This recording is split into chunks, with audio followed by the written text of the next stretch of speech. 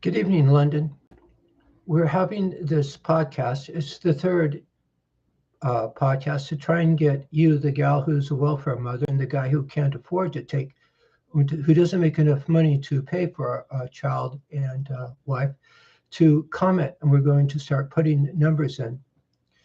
We're going to start adding up the numbers and gathering our gang.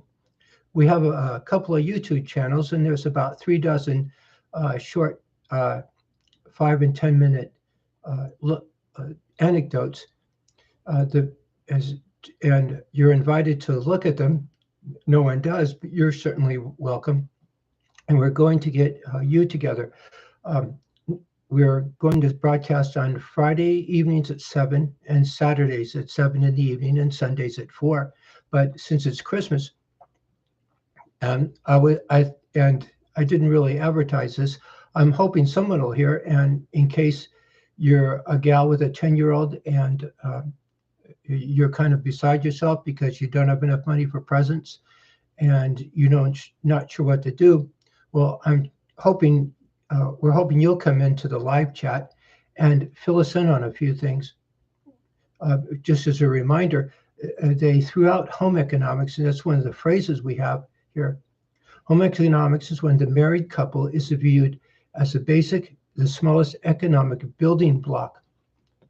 And you start off with a detached family house that's designed very intentionally to get you out of poverty and into plenty. It has a living room and a kitchen and a bedroom and a backyard. And then you go off to the side and you start with farming and mining, and then above that, manufacturing, and above that, wholesale, retail, and repair, and above that, retirement, education, and recreation. And doctors and lawyers form a kind of ladder that holds it all together. And it's the Catholic priest that causes everything to come into being. It's a God and country thing. It's a religious thing. Religion is putting that little star in the sky and holding that as begging the question, as they say. And once you do that, then you're normal and well-adjusted, and you have a normal supply and demand curve. You have a huge middle class, and you wouldn't be worrying about this sort of thing. You're a normal, well-adjusted person. Remember, the shop manual definition of mental illness is a normal taken into the abnormal, from a cold to the flu to pneumonia. And the Catholics, those guys in Britain who spent 100 years building those stunningly beautiful cathedrals and coming up with all this stuff that we call law and science and all these other things. You didn't really, guys like Aristotle invented them, and Christ sort of put his little dot on it, but it's the Brits that did so much polishing things up, the Catholic Brits. And so when those guys won, when you won, life was pretty good. See, home economic, you had to be a normal, well-adjusted person. Excuse me. We're going to add things from our anecdotes and kind of ramble, I guess, in hopes until we can start finding people to call in. It's terribly important. If the shop manual definition of mental illness is the normal taken into the abnormal, you go back to the normal, you realize that these thoughts that fly through a young man's head, these very strong, powerful thoughts that have to do with the gals, have to do with getting her pregnant. And for him to realize that those thoughts are associated with actually getting her pregnant, it's not a natural thing. And so I understand what original sin is. And so I make a value judgment that and I teach that these thoughts that have to do with sex have to do with getting a gal pregnant. And same with a gal. Without sounding too earthy, those you associate the child changing his diapers and getting him raised with the physical pleasures of sex, with the romantic emotional attachment, and then that religious infusion. And you become a normal, well-adjusted person. If you arrange things so that those sort of people rise to the top of society, then good things, very good things happen. That's not what happened. And you're getting the brunt of all that. I've sat here in Tucson, Arizona, and I've listened to gals that they can only come up with a present or two for their child. What do they do? And they're genuinely sick about it. And I'm sure you guessed it, if they take the paycheck and they pay rent and food and try and come up with money to put their kid in a daycare center so somebody else raises their child, and it doesn't work out, they just don't have the money for it. And if you told a guy, okay, so you get in there and be a husband and support a wife and child, here in Tucson, like every place else, you were considered a male chauvinist pig. They threw all that out. Who threw that out, by the way? The people that are called the Consumption Society, the feminists. They threw out God, separated sex, had the sexual revolution, and they made money by causing people to have to work more hours, get into all the golden real estate they can, and a few years later, they get to live in the foothills and collect rent from everybody else. If you don't, you probably don't have the age on it. Hopefully not. But my generation lived through this, and the women's liberation movement is just a terrific example. They have absolutely no love in them. Christ is love itself. They have the complete absence of that, and they did. And they crawled out from under the cruel yoke of children. And then a few years down the line, you started hearing stories such as they had to commit acts of reverse discrimination, and they had to take time out because they decided they wanted a child. And so they might have had 4 or 5 abortions, and then they had one child, and boy, that child was very well off, wasn't they? They're the ones that get to go to the best schools and start life off in the upper class. In other words, they changed our society from a huge middle class to a peasant to property class society, just like the rest of the history of human beings on this earth. And that's what they did. So when it came to women, for example, they didn't discriminate for or against women. They discriminated in favor of women who were malicious and against women who practiced virtues. If you were a gal at the time in the 70s when the societies changed in a very profound way, and you went back and asked the 10-year-old what he wanted for his birthday, and you didn't leave him stranded, you're the one that ended up living in poverty. In other words, there was a soldered connection between money and malice.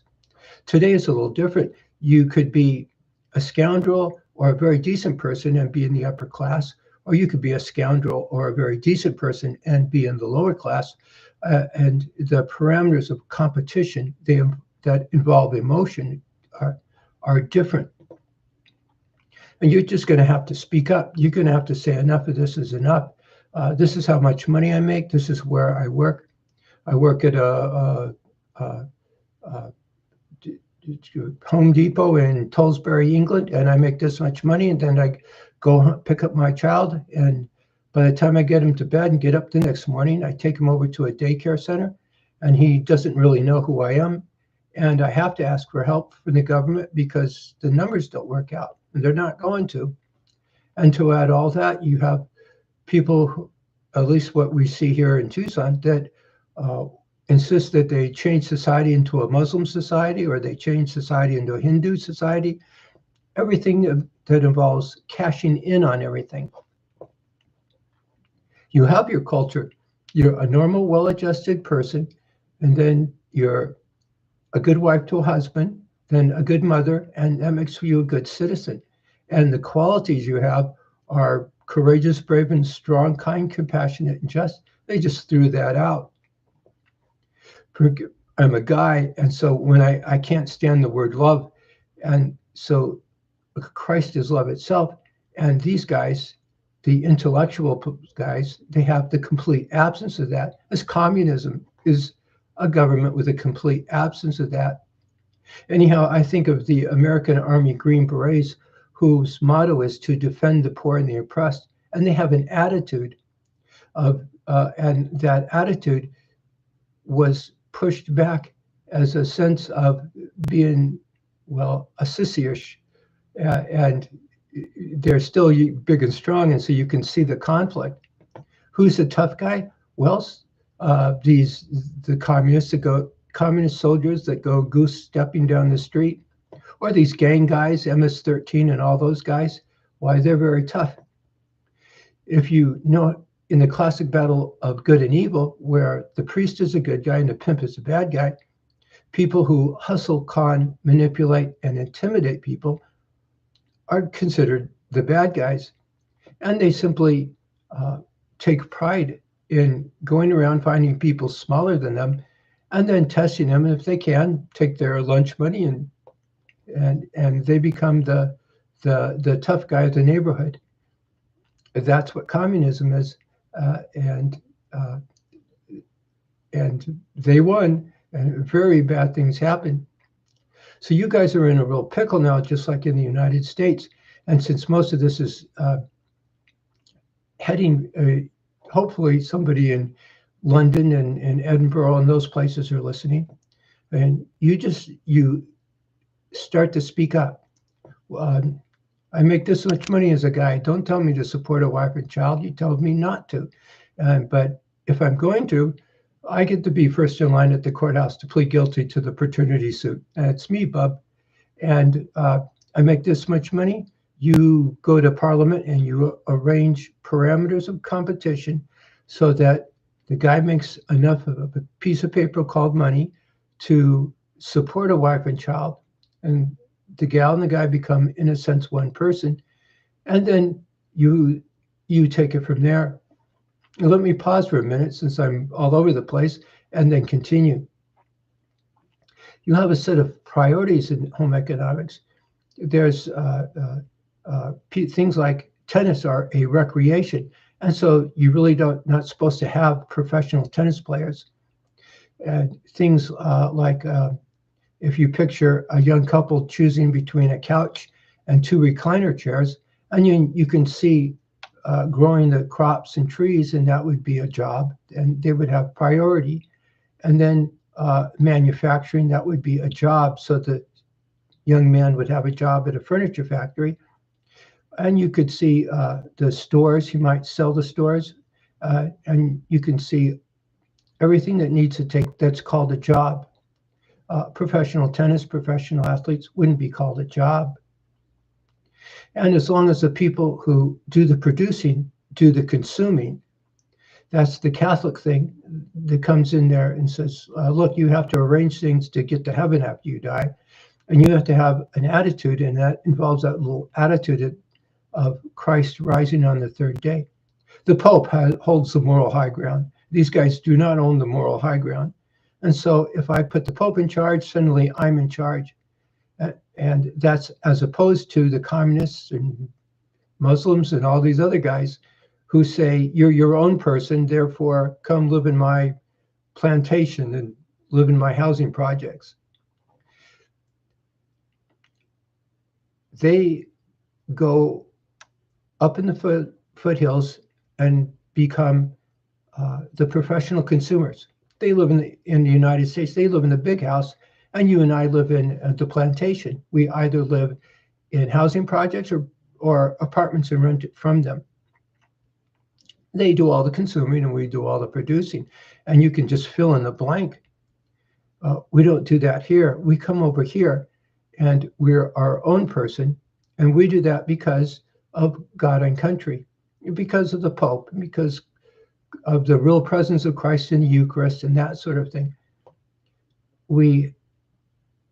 That religious thing, that's what's that infusion, and that's what's held as faith. And if you hold that as faith, then look at all the good things that happen to the world. One of them is you. You're just going to have to be the gal and put far more importance on yourself. And you're just going to have to be the guy and say, I'm doing the producing here. I get to do the consuming. and you're going to have to step up to the plate, and you're just going to have to start calling in. This is how much money I make. This is what I have, and we'll start publicizing it. You can do good things if you do that. It's been a few minutes, so we're going to cut this off, and in hopes that someone will hear it, and then get your, if you're listening to this and you happen to be a gal, about half the gals in Great Britain, just like the United States, are on welfare of some kind. The other half are probably in the upper class, bless your heart. If you're in the good guy upper class, what we need right now is a College of Home Economics, and they threw all of that out.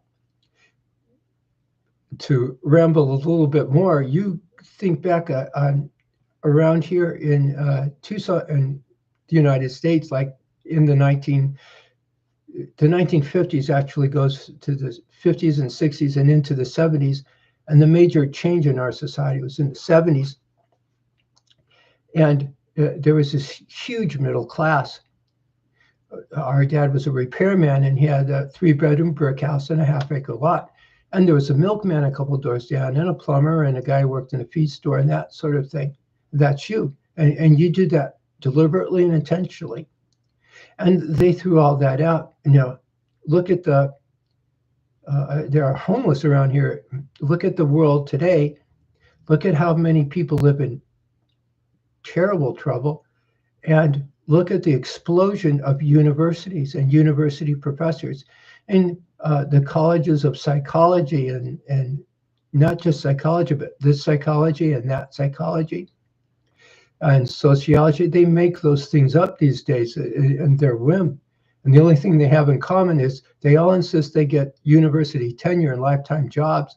They get to live in the foothills, and they all justify their reasoning in the same way that somebody who has pneumonia justifies the symptoms.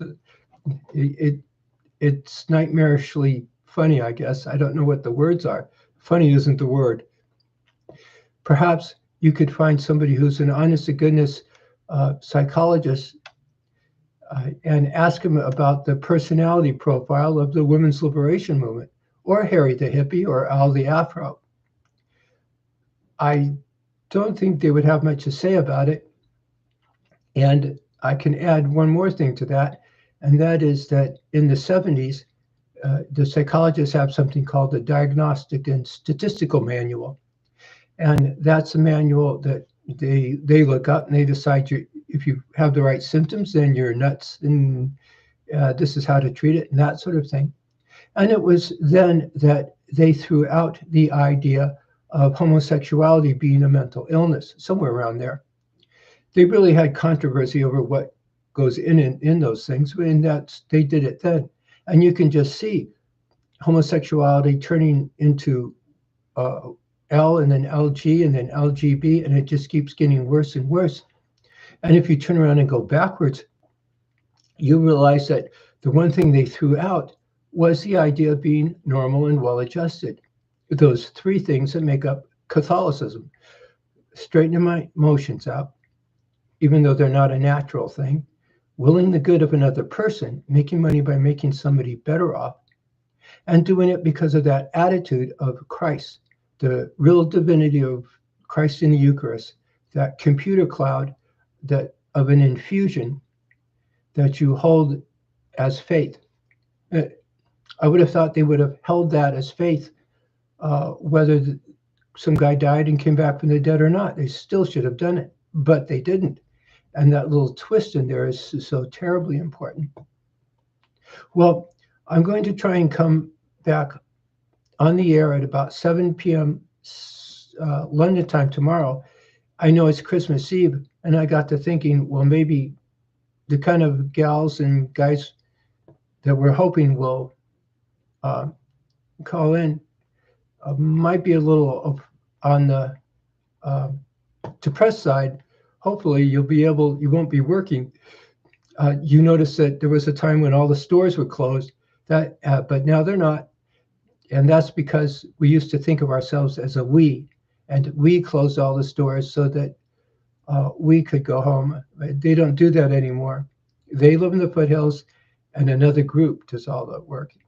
You're not you, right? So we're hoping we'll see you tomorrow, hopefully, and then as a routine, Fridays and Saturdays and Sundays.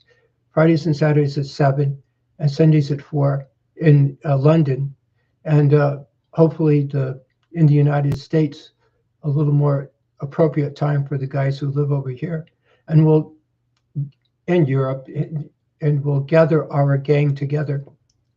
One last thing, there's that gentleman named Burke who was in Ireland, and he sat in jail for a year, over a year, because he refused to call people by their preferred pronouns. And he was congratulations for being out of jail. I hope you have a terrific Christmas. And there's reasons for calling a person a Mr. and Miss, isn't there? You're the mom, you're the normal, well-adjusted person. You're the one that so much of society is centers around. Even if some guy had to die and come back from the dead, I always have to sneak something in.